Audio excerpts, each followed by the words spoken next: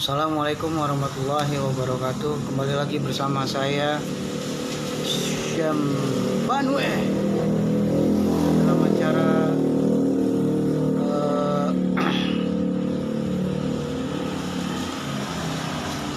chapter yang ke-28, yaitu cerita Panue di volume 5. Assalamualaikum guys semuanya. Di cerita Panue Rabu malam tanggal 20 berapa nih? Tanggal 25 ya guys ya. Februari 2021 Sam Panue akan bercerita tentang lanjutan dari cerita-cerita sebelumnya tentunya.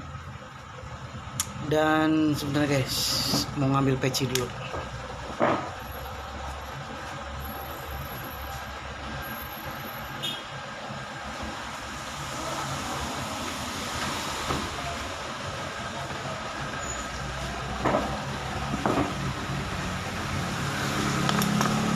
Ya, kan pantas nih.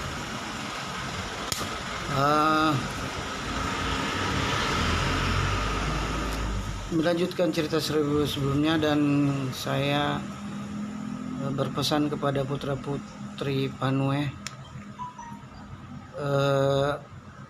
mudah-mudahan bisa menyaksikan tayangan ini, bisa kemudian memahami apa yang disampaikan, dan bisa kemudian memetik hikmah dari apa yang disampaikan, bahwasanya Panue bercita-cita ingin mewujudkan surganya Allah di muka bumi dengan konsep yang Allah turunkan, dengan konsep yang Allah berikan. Maka putra-putri Panue adalah pelanjut cita-cita, ya, pelanjut cita-cita agar mereka mampu mewujudkan surganya Allah di muka bumi, sehingga mereka harus menguasai ilmunya ya Allah, yaitu Al-Quranul Karim. Baik guys, kalau kemarin kita sudah bercerita tentang agenda normal, agenda baku, agenda standarnya umat Islam, yaitu syahadat, sholat, puasa, zakat, dan haji. Dan sedikit telah diceritakan tentang sholat, ya, sedikit juga tentang zakat. Dan sebelumnya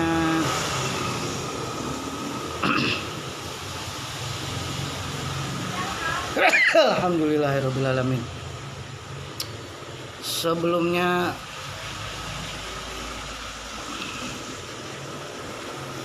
itu kemudian diceritakan, saya ingin sedikit menambahkan tentang keinginan Allah, ya, konsepsi Allah, setelan Allah, frame-nya Allah, ya. Keinginan Allah adalah merupakan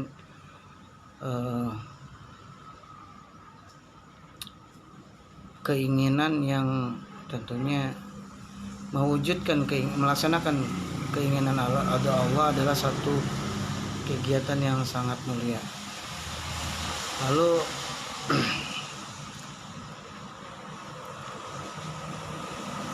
keinginan, kalau kita bicara keinginan, tentunya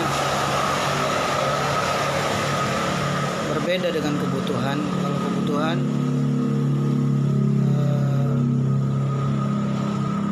kebutuhan ya sudah merupakan janji Allah, dan Allah akan memberikan janjinya, ya. Misalnya Allah menjamin makan, Allah ya butuh makan cukup, ada minum, butuh kemudian hunian yang teduh, yang tidak bocor, kemudian butuh istri yang mendampingi, Allah akan berikan, ya, Allah akan berikan. Tapi keinginan belum tentu Allah berikan gitu. Sebab keinginan kita belum banyak, tentunya keinginan kita sebagai makhluk banyak ya. Ingin makan tapi makannya pakai sate, burger, pizza, empal ya kan. Terus ada lagi rendang ya kan, ada ayam bakar, ada lagi jengkol, ada lagi dan sebagainya keinginan. Tapi kalau kebutuhan cukup makan saja, yang penting asal kenyang, kebutuhan insya Allah berikan. Dan kemudian kalau ingin rumah yang sekedar berteduh dan tidak kehujanan dan tidak kepanasan, insya Allah berikan. Tapi kalau keinginan misalnya ingin rumah yang harganya 5 miliar misalnya kan, belum tentu ya Allah berikan. Dan ada hamba-hambanya yang berikan hal seperti itu, tapi biasanya mereka yang tidak menjadikan dunia dimasukkan ke dalam hatinya, hanya di genggamannya saja. Terus ingin istri yang asal wanita saja gitu ya, ingin suami yang asal laki-laki saja, yang mungkin ya insya Allah kasih. Kalau pengen istri yang kayak artis misalnya, yang seperti artis lah ya, yang artis itu kan biasanya cantik ya kan, seksi, famous, terkenal, populer, belum tentu Allah kasih ya. Tapi kalau yang perempuan yang asal perempuan, insya Allah Allah kasih. Dan nanti dulu itu untuk bicara keinginan, boleh nggak punya keinginan? Boleh, kita boleh punya keinginan, dan keinginan itu memang harus diraih ya, harus diraih, tapi tidak juga harus berlebihan ya, sesuai dengan keinginan Allah tentunya.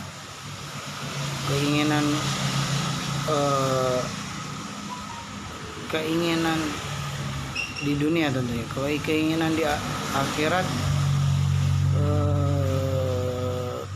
bicara keinginan, kalau di akhirat ingin apa saja ya Allah berikan, asal kita ditempatkan di surganya Allah. Tapi kalau bicara keinginan di dunia,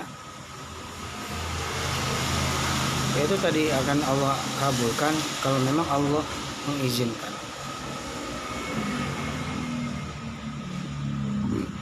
Dan kita ini bukan siapa-siapanya Allah. Kita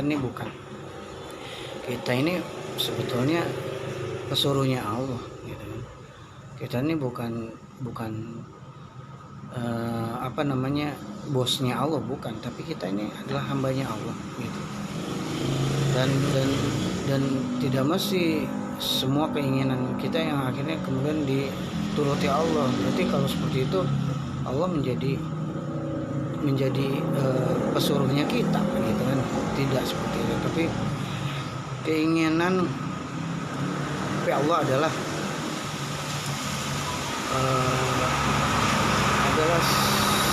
sang zat yang paling mulia, yang pada akhirnya membuat kita ada, membuat dunia ini ada, membuat semuanya ada di alam semesta itu guys. Terus guys, berarti Allah punya keinginan, Allah punya setelan bagaimana Allah menyetel hambanya, bagaimana Allah menyetel alamnya, bagaimana Allah menyetel kekuasaannya, membuat frame itu semua. Dan frame-nya Allah adalah Al-Quran yang ia tuangkan, yang ia firmankan, yang ia wahyukan, kemudian dirangkum di dalam kitab suci yang bernama, ada yang Taurat, Injil, Zabur, kemudian disempurnakan ke dalam Al-Quran. Tentunya itu yang pertama. Yang kedua, keinginan Allah berarti niat, kehendak gitu, niat. Kemudian seperti mengimajinasikan sesuatu, mengimpikan sesuatu ya, diniat atau khoyal. Terus kemudian niat itu harus disuar, harus diprogram, dan setelah diprogram harus direalisasikan, diamal, sehingga bisa terwujud. Lalu apa yang menjadi niat atau khoyal seseorang yang niatnya Allah atau keinginan Allah ini, bahwasanya yang difirmankan di dalam Al-Quran agar manusia mampu membangun atap,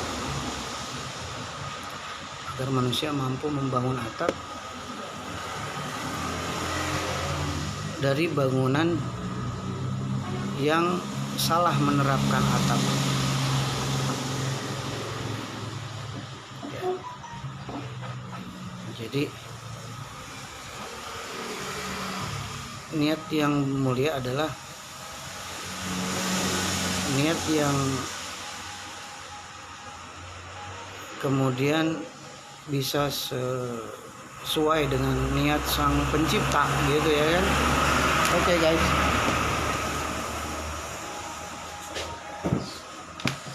Kita di sini, guys.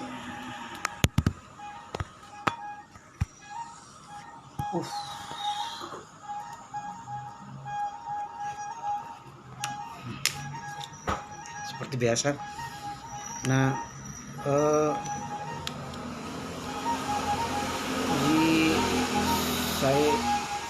kita mesti berniat, memiliki niat, memiliki keinginan, memiliki satu pencapaian, memiliki misi dan misi. Termasuk saya tentunya ingin sekali mewujudkan, ya, ingin sekali memperbaiki atap dari bangunan yang salah menerapkan atap, salah memiliki atap, ya, gitu. Maka ada bangunan Indonesia, ya, yang berpondasikan Indonesia, berdinding dan bertiangkan Indonesia, berlantaikan Indonesia, tapi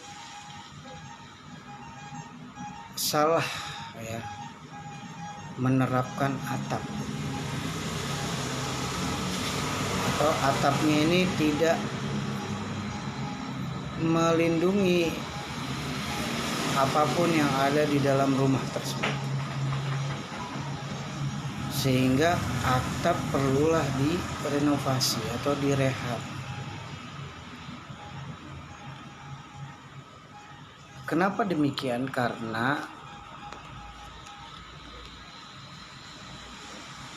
atap merupakan sesuatu yang sangat penting di dalam sebuah bangunan, dan yang paling dapat dan mampu mengkonsep, ya, jangankan atap Indonesia, atap dunia saja, atap bumi ini, ya, atap bangunan alam semesta ini, yang mampu mendesain itu adalah Allah Subhanahu wa Ta'ala, Sang Pencipta. Maka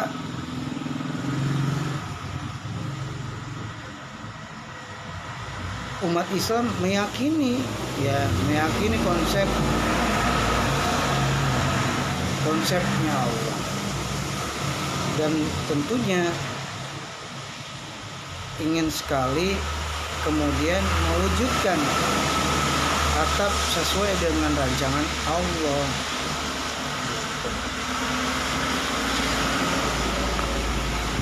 Dan harus diperbaiki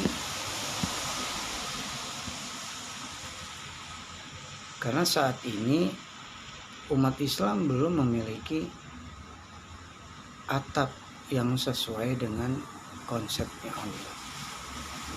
Nah, untuk memperbaiki atap ini itu dapat dilakukan dengan dua cara, ya bisa dengan renovasi atap atau merehabnya,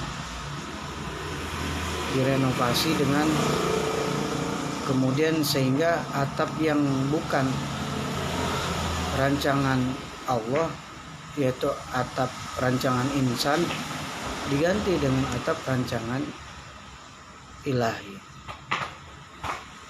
Tuh, renovasi. Yang kedua, cara kedua adalah mengganti atap rancangan insani tadi, ya,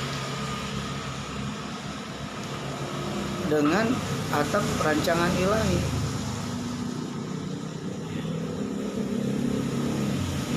Kenapa sih sebenarnya kita harus memperbaiki atap tersebut? Kan biar kemudian bangunannya menjadi lebih indah, lebih keren, lebih elegan. Yang isi di dalamnya juga ada penghuninya, ada perlengkapan di dalamnya, kemudian bisa terlindungi dengan baik.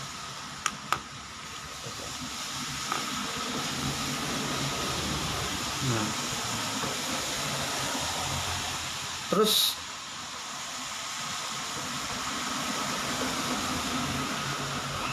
ada cara yang ketiga, yaitu pindah rumah. Kenapa pindah rumah? Karena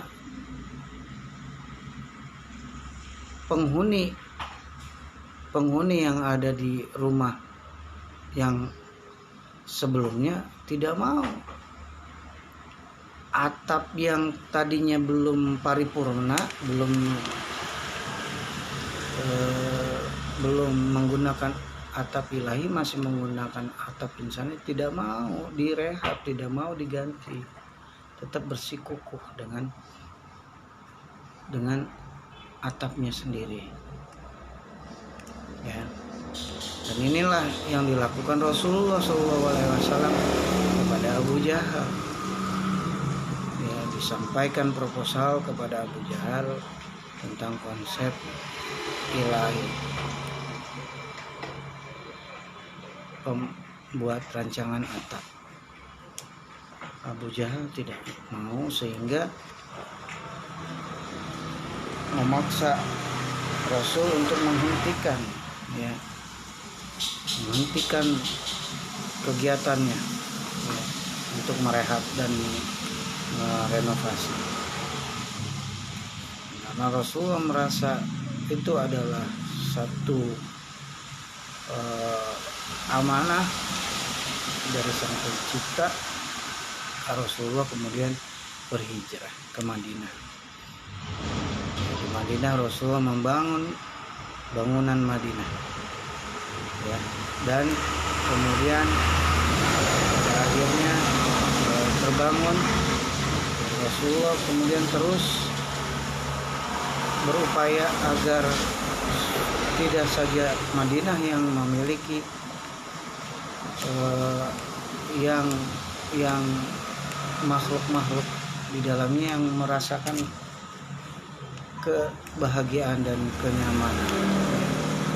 Akhirnya Rasulullah kemudian kembali lagi ke Mekah untuk terus berupaya, ya, dengan memberikan teladan tentunya bagaimana terus berhasil membangun infrastruktur bangunan yang kokoh dan kuat di Madinah, dan kemudian diekspansikan ya. Lalu memang semua cara-cara ini ya, dari renovasi, ganti atap baru, terus pindah rumah, memerlukan teknisi yang andal dan bahan-bahan yang berkualitas tinggi ya.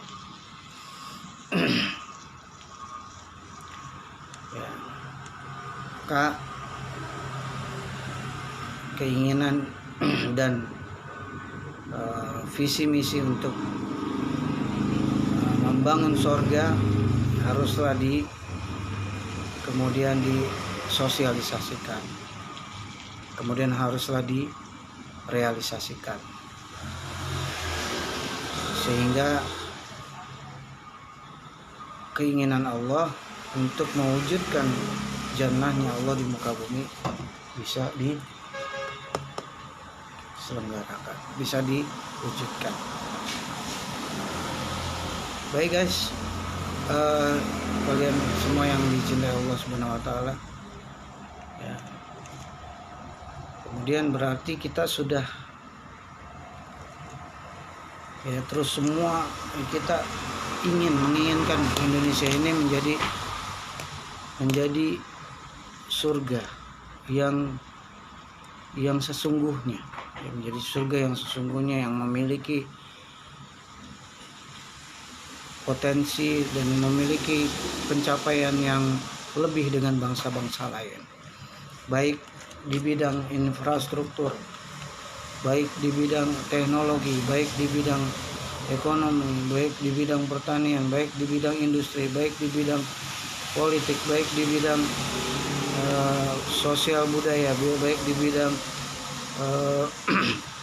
pertahanan dan keamanan.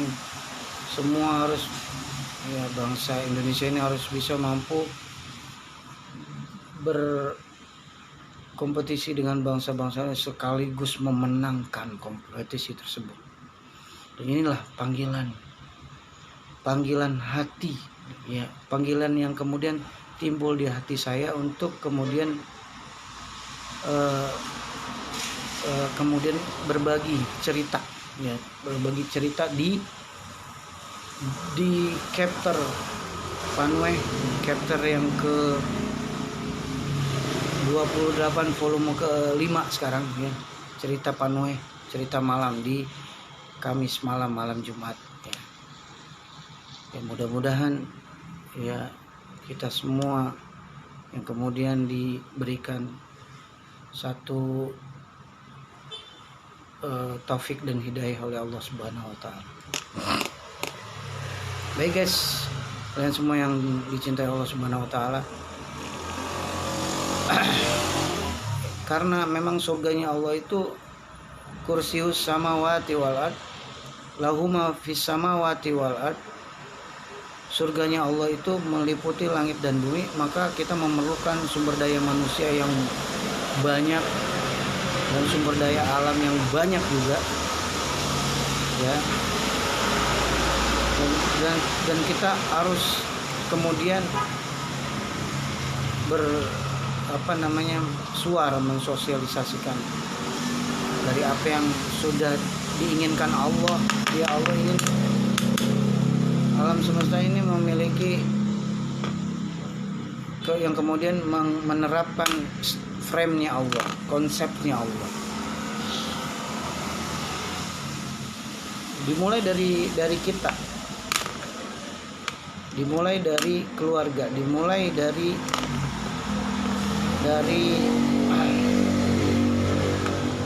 lingkungan.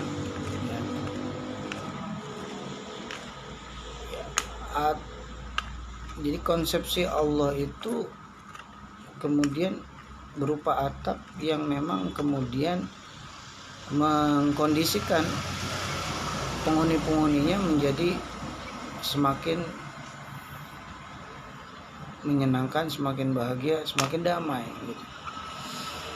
Nah, kalau tidak dengan atap Allah, maka nanti akan terjadi satu ketidakbahagiaan dan ketidakadilan dan ketidakseimbangan dalam di dalam bangunan tersebut, di dalam bangsa tersebut ya.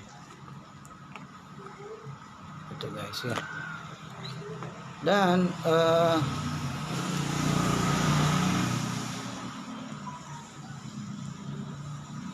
ya sebetulnya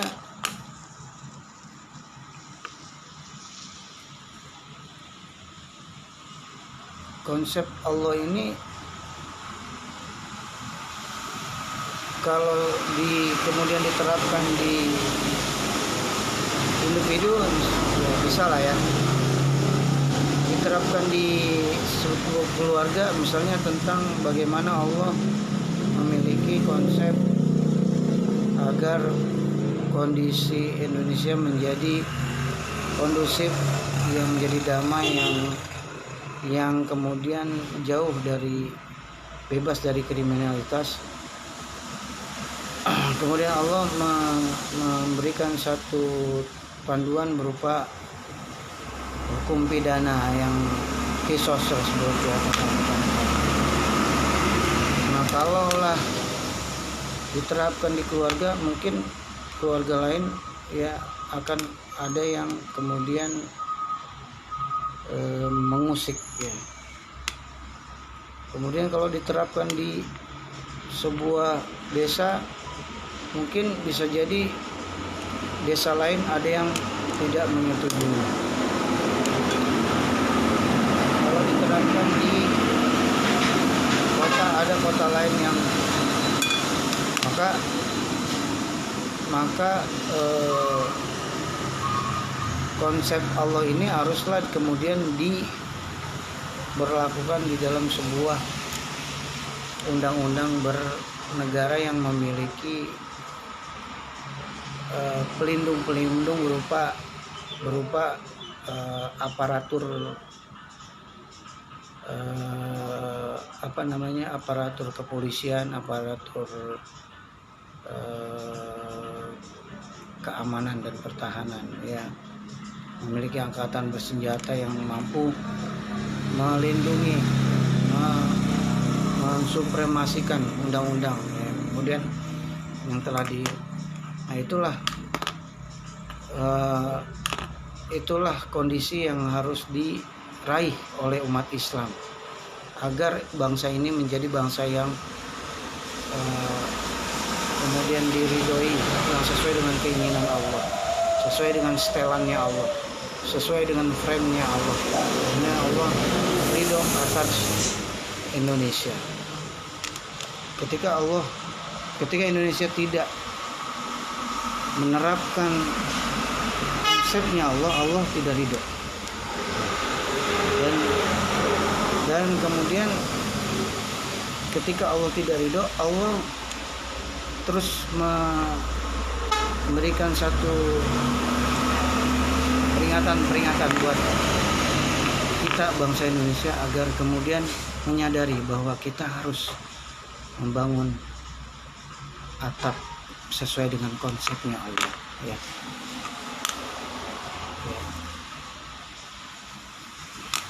Kenapa belum terrealisasi? Karena tentunya umat Islamnya sendiri belum kemudian menyadari, kemudian belum sama-sama secara bersama-sama mewujudkannya ya. Maka proyek atap ini adalah satu misi dan visi. Satu visi itu, satu proyek atap ini adalah satu visi. Kemudian program atau suara, kemudian ada amal, eksekusi, ada realisasi. Itu merupakan misi ya, harus dilakukan ya guys. Nah, bagaimana kita akan mampu mewujudkan atap ini? Tentunya dengan dengan analogi, ya analogi lagi yang mudah-mudahan bisa membantu, seperti misalnya analogi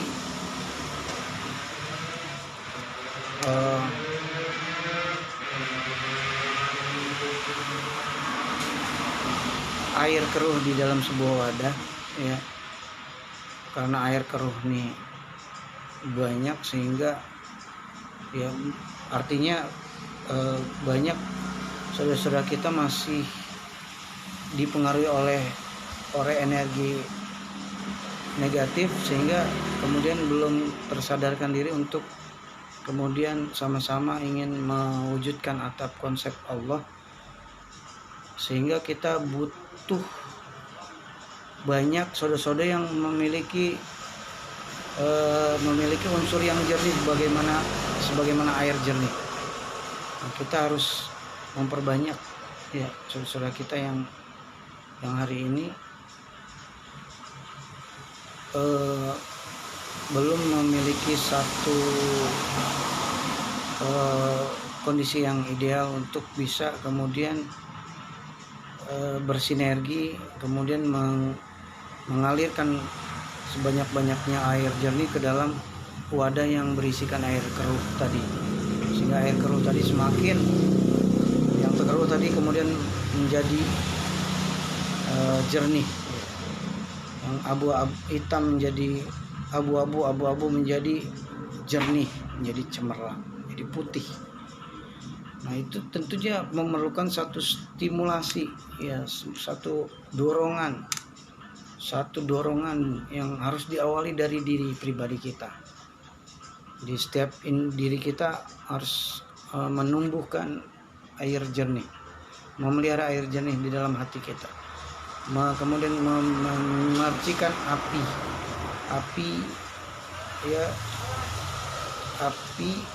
yang tidak hanya berkobar, sekali bergelora dalam hati kita untuk meraih visi, ya, dengan cara apa, ya, yaitu dengan cara seperti apa yang diajarkan oleh Rasulullah dan Allah Subhanahu wa taala. Ya, Allah mengajarkan kita untuk terus melakukan sholat. Dengan sholat kita bisa mensosialisasikan yang disebut dengan sama-sama menyatukan, ya. Jadi dengan sholat kita bisa terjalin satu kebersamaan. Gojek, token habis yang 50.000. Ya, Gojek udah datang. Itu guys. Jadi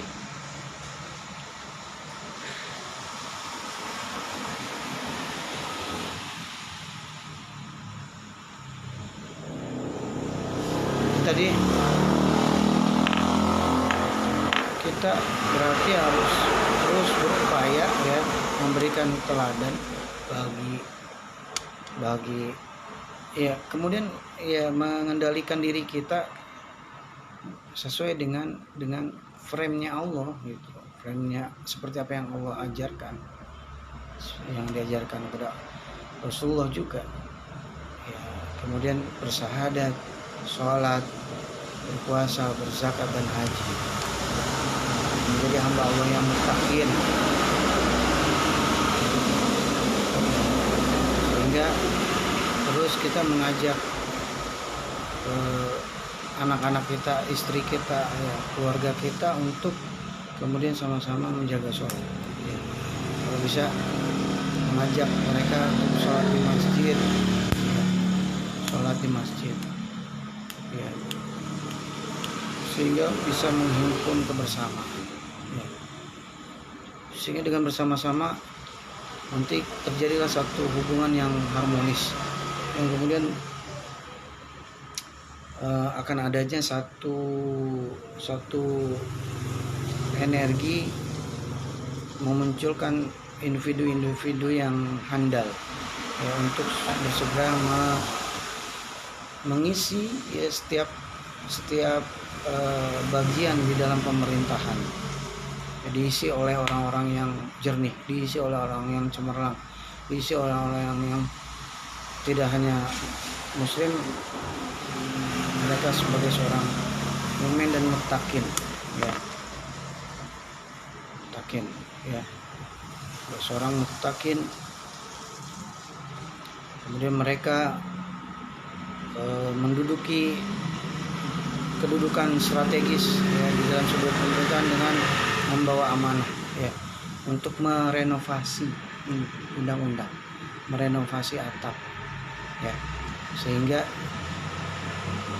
apa yang kita visikan, apa yang kita hayalkan, membangun surga punya Allah di Indonesia, bahkan di dunia, akan segera kita peroleh. Ini merupakan tugas mulia, sahabat, ya. Surga itu seluas langit dan bumi. Kita mesti memperbanyak dukungan, ya, dari saudara-saudara kita yang lain. Kita mesti mengajak saudara kita untuk senantiasa menyesuaikan diri mereka, ruh dan jasad mereka dengan keinginan Allah, ya. Mengajak mereka yang kemudian yang tadinya belum Islam, ya, mereka kemudian tertarik untuk menjadi umat Islam dengan bersyahadat. Yang tadinya mereka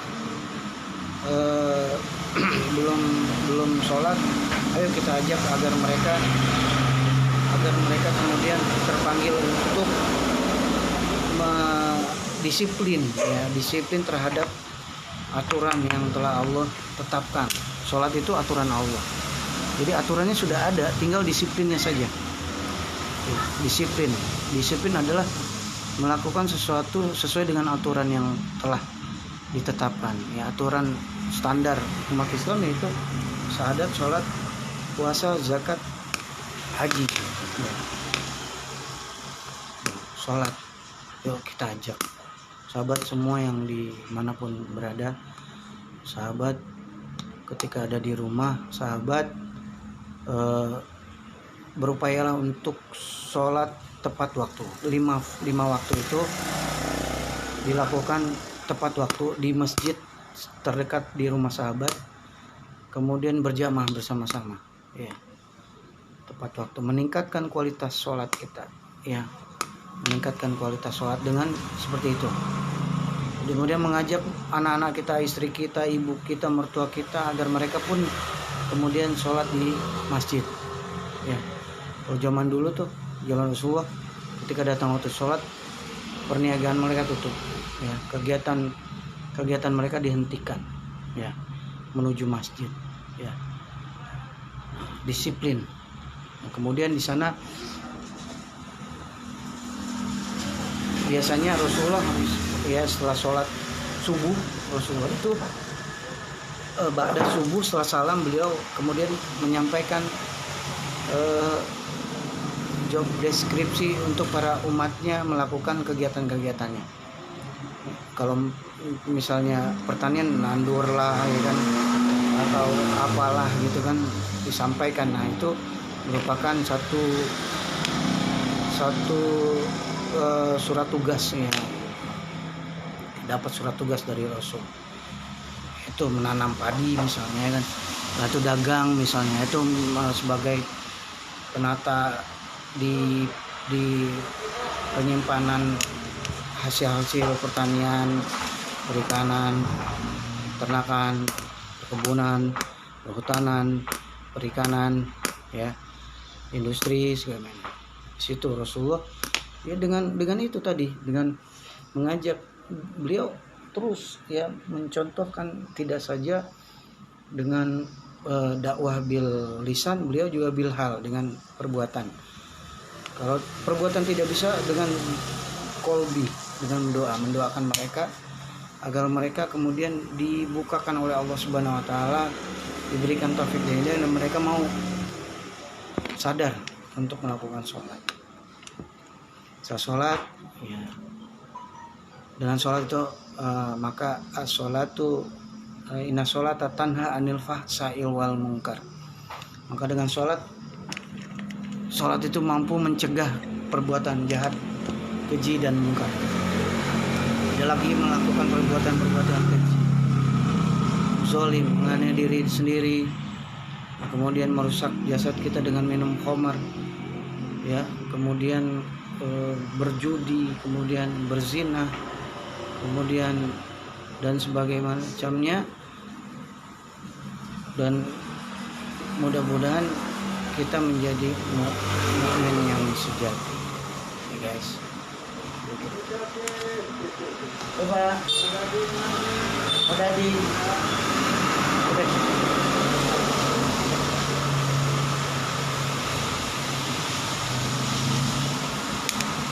guys, itu tadi ngopi dulu ya guys. Ini saya punya, tadi ada yang nawarin odading, berhubung ada singkong di sini, roti sumbu ya, saya nggak jadi pesan odading. Kalau nggak ada roti ini mungkin saya beli odading. Tadi bapak tua tadi jualan odading malam-malam. Betul lah, sholat, balik lagi sholat ya, sholat. Lalu bagi kita semua yang ada di Indonesia ini, di negeri kita yang kita cintai ini, kemudian kita mensosialisasikan khayal kita kepada seluruh bangsa Indonesia, karena amanah Allah ini untuk bangsa kita cukup mulia dan cukuplah berat. Maka mesti didukung bersama-sama agar kita bisa segera menikmati hasil dari kita menerapkan konsepsinya Allah, yaitu berupa surga yang ada di Indonesia. Ya, oke.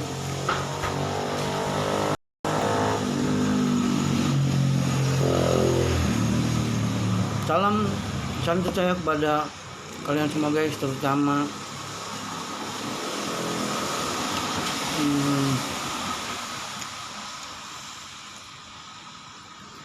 Umi Sofia Aziz. Assalamualaikum. Kalau Umi sedang mendengarkan, sedang melihat video saya ini, salam silaturahmi Umi Aziz.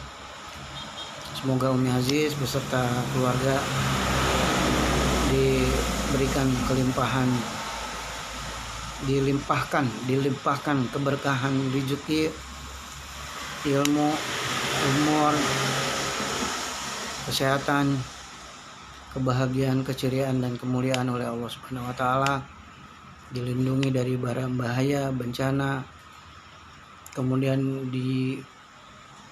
diijabah segala doa-doa Umi Aziz. Pada semua sahabat juga yang belum bisa saya sebutkan nama-namanya, mudah-mudahan juga doa yang sama buat kalian semua guys. Setelah sholat kita mampu menjaga istiqomah sholat, maka puasa.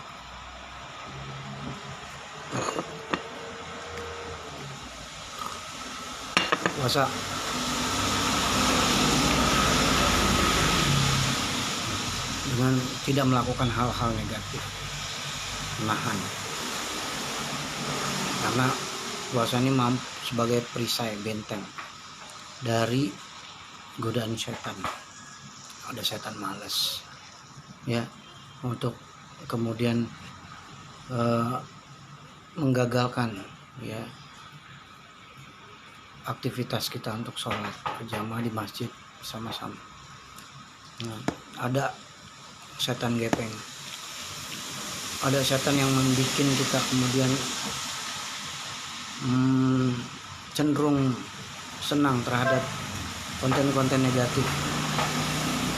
Perlu puasa, menahan diri dari mata pandangan, dari pandangan dan ya. Nah, semua hal-hal negatif itu bisa mengotori hati kita dari ain, biasanya dari mata ya. Itu guys. Nah, setelah kita mampu berpuasa, juga zakat adalah kemudian adalah satu sarana bagaimana Rasulullah kemudian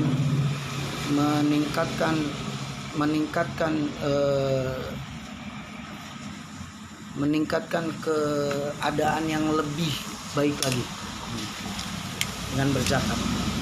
Zakat itu urunan, patungan lah zakat gitu ya, buat negara. Kita buat negara butuh apa sih gitu ya, oh butuh ini, butuh kesehatan, ada BPJS, artinya itu sih zakat sebenarnya, hibah tuh zakat, bisa kan. Nah, seperti itu. Terus kita butuh apapun, kita butuh apa nih ya, agar proyek atap tadi segera terwujud. Kita butuh pendidikan, dakwah, kita butuh dukung tuh orang-orang mutakin yang kemudian melaksanakan meraih terwujudnya proyek konsepsi Allah, atapnya Allah. Dukung ayo sama-sama. Bagi kalian semua guys yang ingin Panua ini terpanggil, pengen banget, ayo kita sama-sama menyatukan semua elemen umat Islam. Kan banyak ya, ada kiainya, ada ustadznya, bersatu padu agar mereka mengisi setiap bagian dalam pemerintahan. Mereka jadi RT, jadi RW, jadi kepala desa, jadi ke camat, silakan.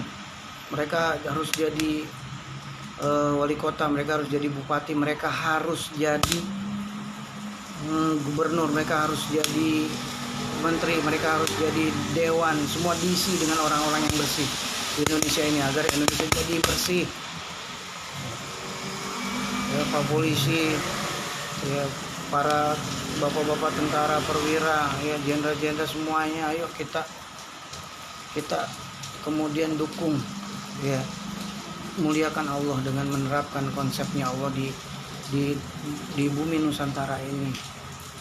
Kapan lagi ya, sebelum Allah manggil, ayo kita kemudian setelah kita memprogram kemudian diamal, direalisasikan. Itu dulu ya, Rasul juga begitu kan. Setelah menyampaikan nggak bisa untuk merehab undang-undang yang ada di Makkah, Rasulullah hijrah ke Madinah. Rasulullah membangun satu peradaban yang Islami, sesuai konsep Allah, sesuai konsep Sang Pencipta. Kemudian beliau ekspansi ya, mengembangkan caranya ke Mekah agar mendapat satu kekuatan yang lebih lagi, kenikmatan yang lebih lagi bersama-sama.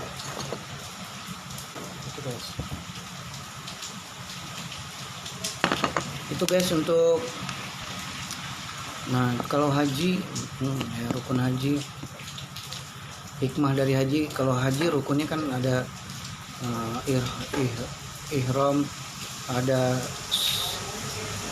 tawaf, ada sa'i ya, kemudian ada jumroh ya, itu rukun-rukunnya. Tapi filosofi haji sebetulnya kita berkunjung ke satu kota yang Allah muliakan ya.